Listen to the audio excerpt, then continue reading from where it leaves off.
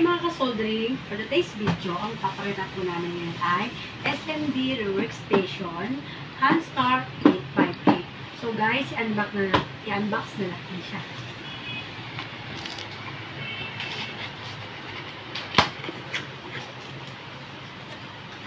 So guys, may kasama pala siyang manual. Yan.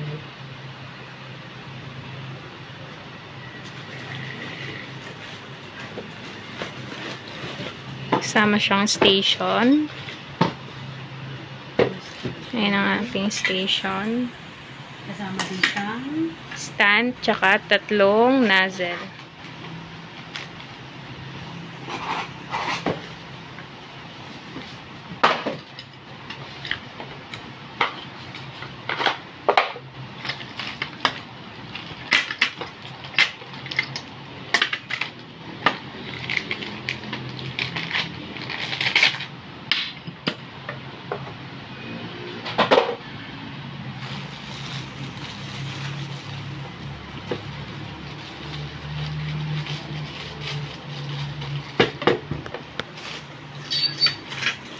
May pakita mo yung yung nozzle.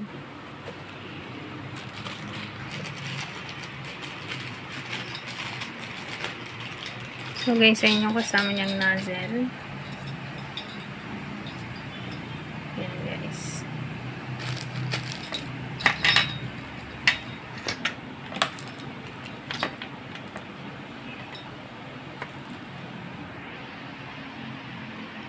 so guys, please Kapit muna natin yung stand nitong hot air.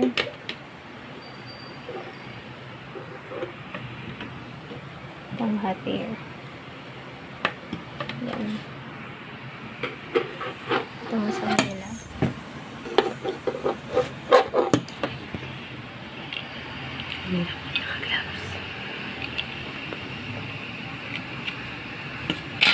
So, dito natin ikakabit yung stand. Lang guys. And small daw.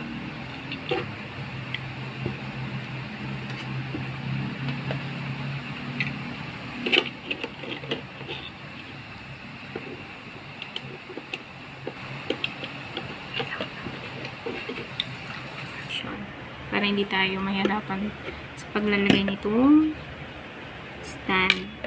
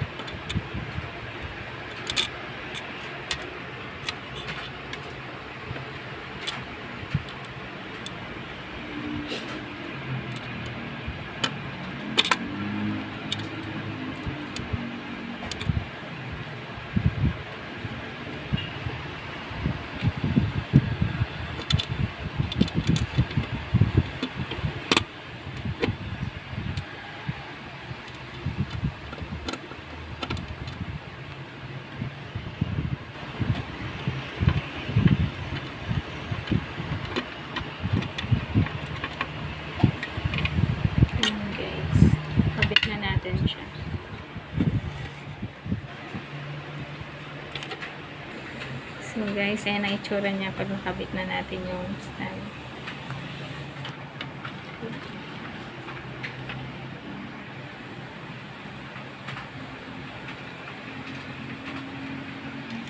Then, lalagay natin siya.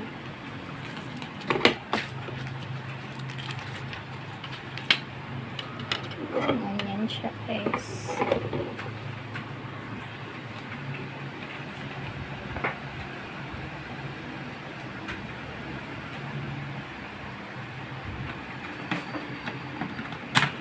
Sak na natin para makakunin yung station natin.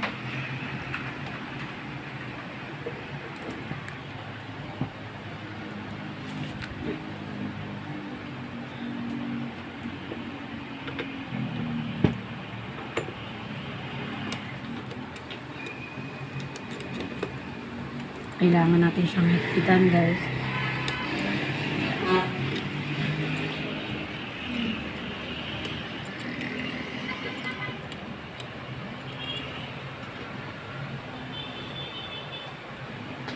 So guys, ang features niya, number 1, close path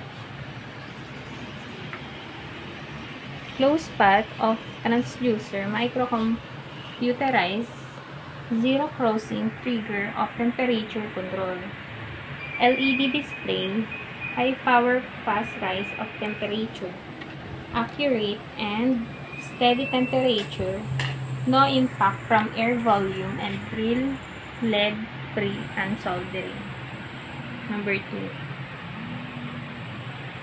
adjustable air current, big wind volume, and gentle wind, convenient temperature adjustment, and can be applied to several purposes. Number 3, there is an inductive switch in the handle. When holding the handle,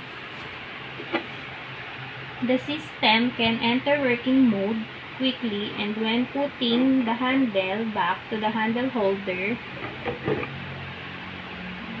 the system will enter standby state. Therefore, it is very convenient to operate.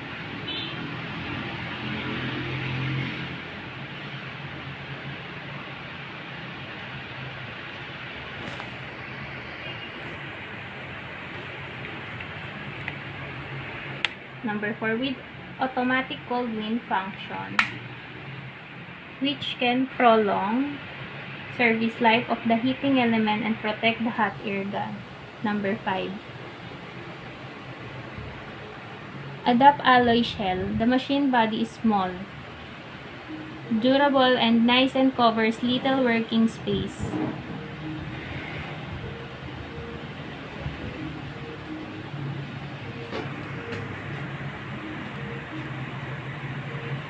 Number 6, adapt brushless fan. Thus enjoy very long service life and generate low noise. Adapt high heating element, which doubles the efficiency under the same situation. Prolongs service life of the heating element and saves power consumption. One set includes 3 nozzles, 2084 diameter, 8.4 mm. So guys, ito yung kasama niyang nozzle. 821-27 diameter, 12.7 mm. 820-64 diameter, 6.4 mm.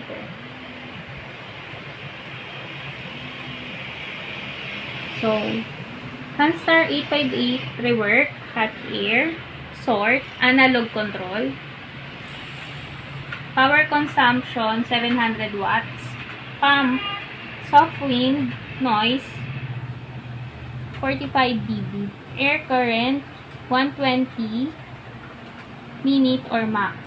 Temperature range 100 to 50 degrees Celsius. Handle length 120 cm. Size 13.8. You must not operate both the hot air gun and iron at the same time.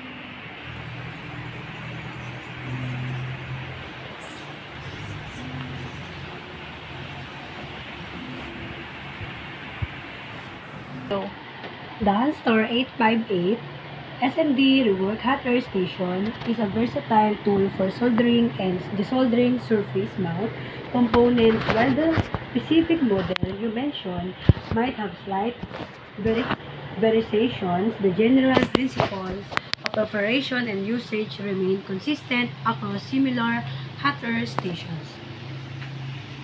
Number 1, understanding the components.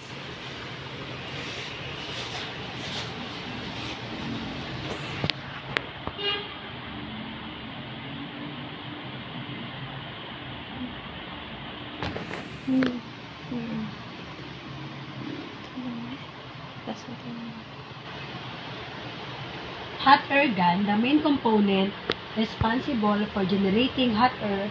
It features adjustable temperature and airflow controls. Nozzles. Different nozzles are available to direct the hot airflow and focus it on specific areas. Stand. The stand provides a stable platform, the hot air gun, and allows for convenient storage of nozzles. Number 2, setting up the station. Connect to power. Plug station into a grounded electrical outlet. Choose the correct nozzle. Select the nozzle that the best your needs based on the size and type components you are working with. Calibrate the temperature. Use a digital thermometer to calibrate the station's temperature. Reading this ensure accurate temperature control during soldering and desoldering.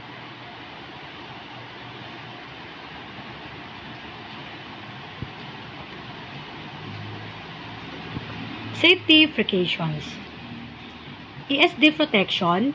Use an ESD mat and wrist strap to prevent electrostatic discharge, which can damage sensitive components. Heat protections. Always wear heat-resistant gloves and eye protection to avoid burns.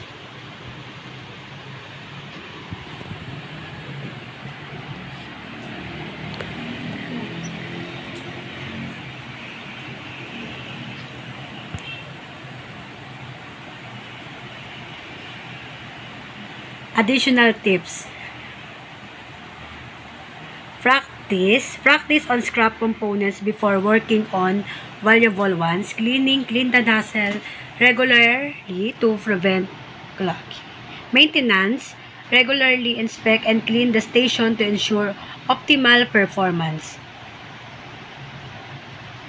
Number 6, specific Hanstar 8x8 figures.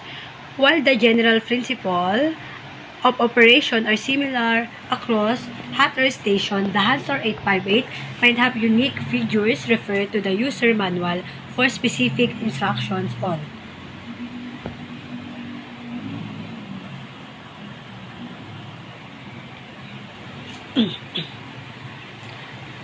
The Hanstar 8x8 SMD rework hot air station can be a valuable tool for electronics and professionals by understanding the basic principles of operation, following safety, and utilizing available resources. You can effectively use the station for soldering and desoldering surface components. Remember to practice and familiarize yourself with the station specific figures to maximize its potential.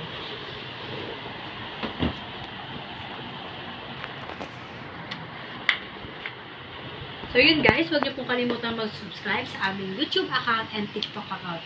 Thank you!